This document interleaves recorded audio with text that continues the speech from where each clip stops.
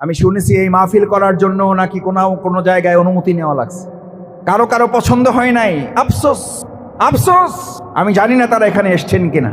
আমার ইচ্ছা করে আমি তার কাছে গিয়ে বলি, ভাইয়েরা আসেন, কি আলোচনা হয় শোনেন। এখানে শফিকুল ইসলাম মাসুদ ভোটের কাঙাল হয়ে আসে নাই। এখানে আবুল বাশার হেলালি বাংলাদেশ জামাত ইসলামী রাজনীতি করার জন্য আসে নাই। শফিকুল ইসলাম মাসুদ যদি পাবলিক ফিল্ডে এখন রিকশার উপরে দাঁড়িয়ে কথা বলা শুরু করে, আপনাদের এর চেয়ে বেশি রাস্তায় জড়ো হয়ে যাবে। জামাত ইসলামী ধোঁকাবাজি করার জন্য এরকম একটা মাহফিল করে জামাত ইসলামের দাওয়াত আপনাদের দিতে হবে, এটা জামাত প্রয়োজন মনে করে না। ভোট চাওয়ার জন্য শফিকুল ইসলাম মাসুদ এখন বগার ফেরিঘাটে দাঁড়িয়ে, আল্লাহ আমার অহংকার মাফ করুন, বগার ফেরিঘাটে দাঁড়িয়ে কথা বলা শুরু করলে আপনাদের এরকম 200-400 লোক ওখানে হাজির হয়ে যাবে। ফেরি থামিয়ে কথা বলার জন্য দাঁড়িয়ে যাবে। সবাইকে নিয়ে চলা, সবাইকে নিয়ে চলতে হবে।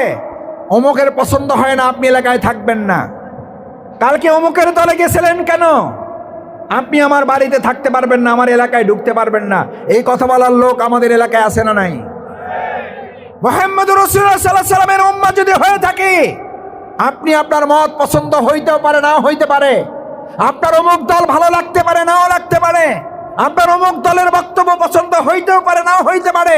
কিন্তু আপনি ক্ষমতা দেখাবেন, শক্তি প্রয়োগ করবেন, জোর খাটাবেন, প্রভাব বিস্তার করবেন, অন্যায়ভাবে জুলুম করবেন। এই শক্তি প্রয়োগের দিন শেষ হয়ে গেছে, মানুষের ভালোবাসার দিন এখন শুরু হয়ে গেছে। আমি মাঝে মধ্যে শুনতে পাই, আমার মদনপুরাতেও নাকি কেউ কেউ মোবাইলে হুমকি দেয়, মোবাইলে ধমক দেয়, মোবাইলে মেসেজ দেয়, তোমাকে দেখে নেওয়া হবে, তুমি অমুক জায়গায় গেছিলা, তুমি এই এলাকায় আর ঢুকতে পারবে না, তুমি অমুকের সাথে মিটিংয়ে ছিলা। আমাদেরকে ভোটের কাঙাল মনে করেছেন? কি মনে হয় শফিকুল ইসলাম মাসুদরা এমপির কাঙাল? শফিকুল ইসলাম মাসুদরা তো সরকারের প্রতিনিধিত্ব করতেছি আমরা। আমাকে অনেকে বলে, কয় মাসুদ ভাই আপনি বিরাট মন্ত্রী টন্ত্রী হয়ে যাবেন। আমি বললাম মন্ত্রী হয়ে আছে। কি বলেন আপনি? কয় কবে হইলেন? আমি বললাম হয়ে গেছি। জেলখানায় যাদের সাথে থাকতাম কয় যে আপনি বাইরে এলে প্রেসিডেন্ট নিশ্চিত। আমি বললাম প্রেসিডেন্ট ছিলাম 2006 থেকে 2007, 2 বছর প্রেসিডেন্ট ছিলাম।